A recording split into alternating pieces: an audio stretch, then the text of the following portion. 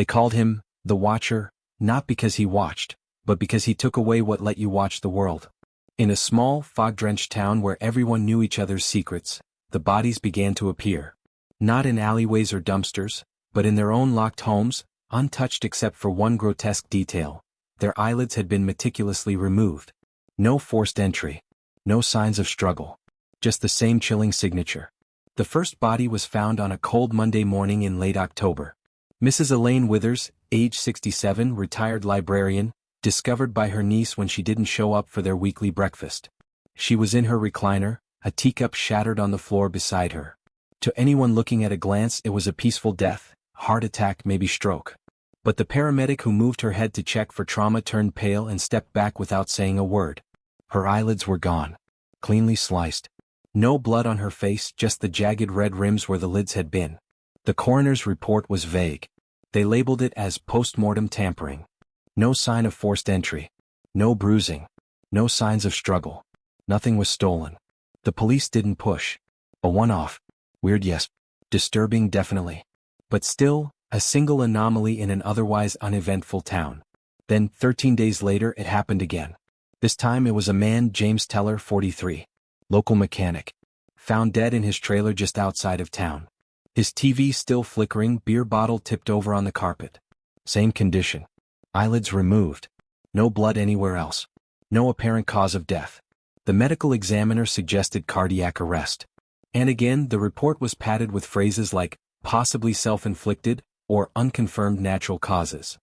The case was filed, stored, and quietly buried in bureaucracy. But people began to talk. 2 deaths, 2 weeks apart, both with the same disturbing mutilation. Whispers filled coffee shops and bars, not full-blown panic, but a persistent itch in the back of people's minds. Something wasn't right. Still, the police chief dismissed it publicly. Coincidence, he said on the radio. Strange but unrelated. Behind the scenes, he called it a media trap. We don't want to give copycats ideas. 3 weeks later, it happened a third time. Madeline Carr, 29. Bartender. Known for being friendly, funny, and just a little too curious for her own good. She was found lying face down on her couch, a record still playing on her old turntable. The same grotesque signature marked her face, eyelids gone, eyes open, dry, staring into nothing. No signs of struggle. No broken locks. And this time, something worse. The distinct impression that she had been watched for hours before she died. That was the moment Dr. Lewis Granger started paying attention. Granger wasn't officially tied to the investigation. He was a forensic pathologist, semi-retired, called in occasionally for oddball cases or autopsies the county couldn't handle. He had examined Elaine Withers, noted the strange precision of the eyelid cuts, and flagged it quietly. When James Teller arrived, he made the same observation. And when Madeline's body landed on his table, he decided to act. He contacted the sheriff. Brought out photographs, angles, tissue samples. Showed the eerie uniformity of the incisions. This isn't post-mortem tampering, he insisted. This is ritual. This is personal. The sheriff shrugged it off. We don't have a serial killer problem in Pinebrook, he said, as if saying it made it true. But Granger didn't stop there. He reached out to an old contact, Detective Marlowe, now working regional homicide. She had a reputation for digging too deep and asking too many questions. Perfect, he thought. Marlowe arrived in Pinebrook with little fanfare. She read the files, reviewed the bodies, and listened to the town's increasingly anxious murmurings. Something about the scene descriptions made her skin crawl, not because of what was done but how carefully it had been done. It wasn't rage. It wasn't clumsy or rushed. It was methodical, purposeful, as if the killer had all the time in the world. She asked the one question nobody had dared yet, why the eyelids? The answer wouldn't come quickly, but it would begin with a pattern hiding in plain sight. Each of the victims had once been involved in a case, a local controversy years ago. A teacher's death ruled a suicide. A missing girl never found. A fire that was never explained. Different years, different situations. But in every case, the 3 deceased had spoken publicly against the official reports. They hadn't been believed. Their concerns were dismissed. Each had seen something, and had paid a price for refusing to look away. It hit Marlowe late one night, staring at the photos on her motel wall. The killer wasn't just choosing victims at random. He was selecting those who dared to see. Those who questioned the town's darker truths. Taking away the very part of them that made that possible. Eyelids. Not eyes.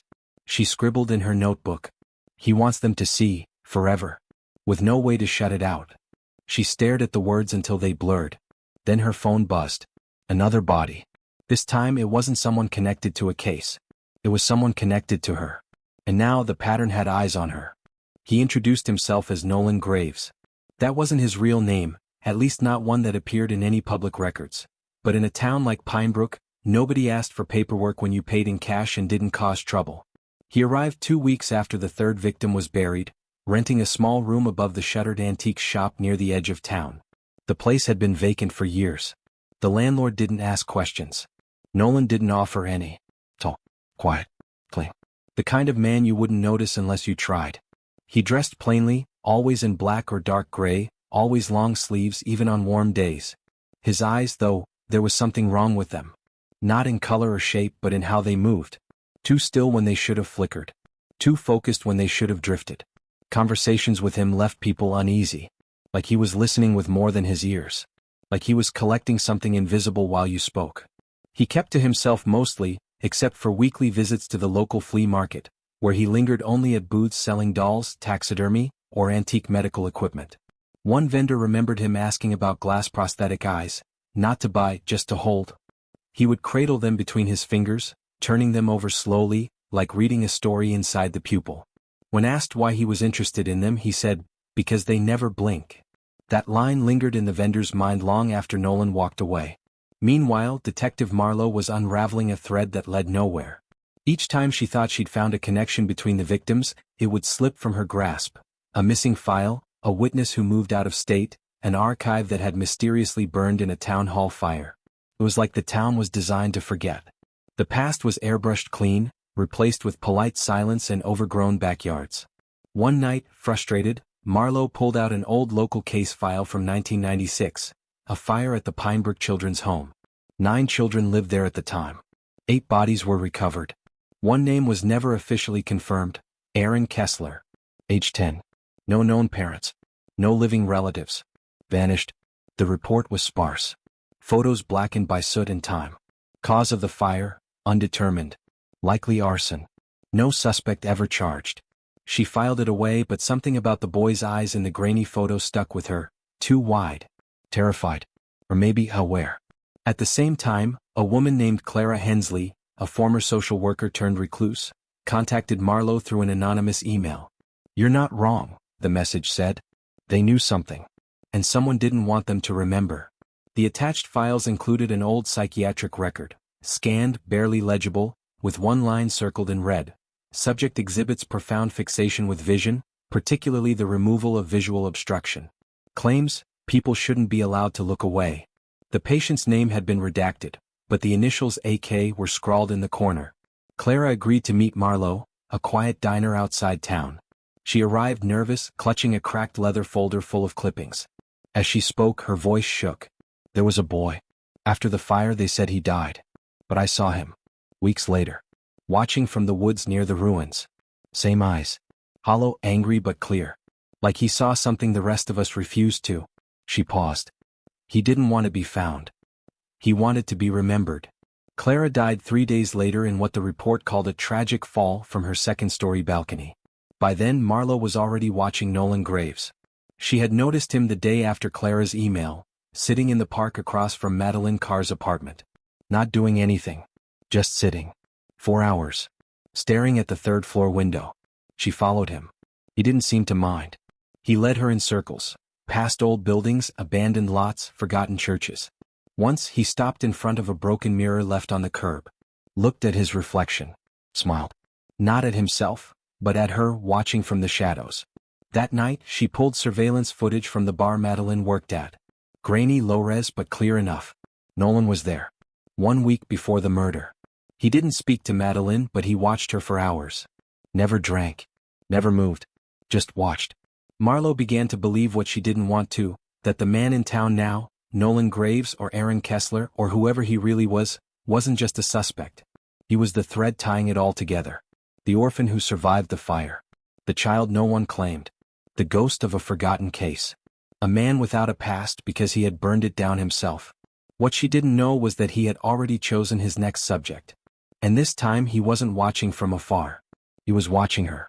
It arrived in a plain brown box, left on the hood of Detective Marlowe's car just before dawn. No return address, no fingerprints, nothing to trace. Inside, nestled between layers of surgical gauze, was a single human eyelid. Tucked beneath it, a note. Now you see what they refused to. Beneath that, a mirror, antique, cracked, the kind you'd find in a room no one's lived in for decades. She stared into it for a long time. The reflection was hers. But something about the eyes, they didn't look back the same way. That morning, she sat alone in the motel bathroom with the mirror propped up against the faucet, analyzing every inch of her face. Had she missed something? Was she being watched even now? Every creak of the building, every shifting shadow outside her window sent electricity through her spine. She kept expecting a knock at the door. Or worse, silence. The department wanted her off the case. Said she was too close. You're not even local jurisdiction, the sheriff reminded her over the phone. You came here chasing ghosts. Let it go. But Marlowe had seen too much. The victims weren't just random. They were all connected to lies the town had buried, events rewritten to protect the people in power. Pinebrook had long been rotting behind a smile.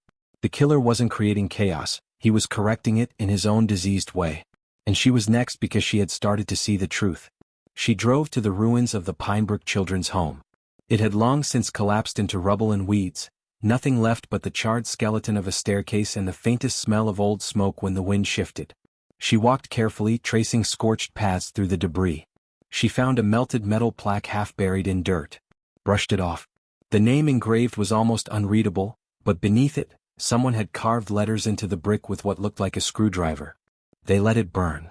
That was when she heard it, the faint creak of footsteps behind her. She turned fast, gun raised. But there was no one there. Just trees. Empty space. Still, she felt it, the certainty of being watched. That night, her motel power went out. All of Pinebrook was still lit, except her building. The front desk clerk had no explanation. Breaker must have tripped, he said, though the box showed no sign of failure. Her room was pitch black. No TV. No light. Just the sound of something moving in the hallway. Slow, deliberate, like rubber soles gliding over cheap carpet. Then the knock came. 3 soft taps. Not loud. Not rushed. She raised her gun again. Who's there? No answer. She waited. 5 minutes passed. 10. Finally, she cracked the door open. No one. Just another box. Inside this one wasn't an eyelid. It was a photo. Black and white. Her, as a child, standing outside a courthouse with her parents. Behind her, in the blurred background, a boy. Thin, hollow-eyed. Watching. In the bottom corner, written in pen, "You've always seen it, Elise. That's why I chose you." Her hands shook. She didn't remember that day. Not the boy. Not the photo. And yet she couldn't deny it. It was her. She couldn't sleep. Couldn't think. Just paced in circles, running scenarios. Calling in backup was pointless. No one believed her anymore. Her requests for support were being reviewed. Her credentials were under investigation. Someone up the chain wanted her silenced.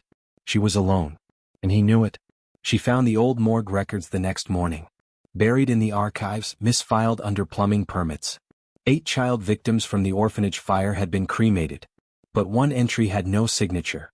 No certificate. No confirmation. The name? Aaron Kessler. And just like that, the final wall collapsed. He had never died. The town let him vanish. Too inconvenient. Too strange. A quiet decision to pretend he never existed. But he had never forgotten them. He had stayed. Changed names. Moved through the town like a shadow. He saw who lied. Who silenced the truth. And he took their eyelids not to blind them, but to force them to see in death what they ignored in life. Eyes wide open. Forever. Marlowe knew what was coming. She left her motel for the last time, locking the door behind her even though it no longer mattered. Drove to the outskirts, where the woods swallowed the road, where cell service died and even birds refused to sing. She got out and walked. He was already waiting. She saw him standing by the ruins of an old playground. The swing still creaked. The slide was rusted through. He didn't run. Didn't speak. Just looked at her with those same haunted eyes from the photo. And smiled. "I knew you'd come," he said softly. "You're not like the others. You don't look away." She raised her gun. "You killed them." He nodded. "No. I woke them up." She stepped forward. "And what now?" He tilted his head. "Now I show you what they hid from you. What they made you forget. Just like they tried with me. The light dimmed behind the trees. The wind fell still.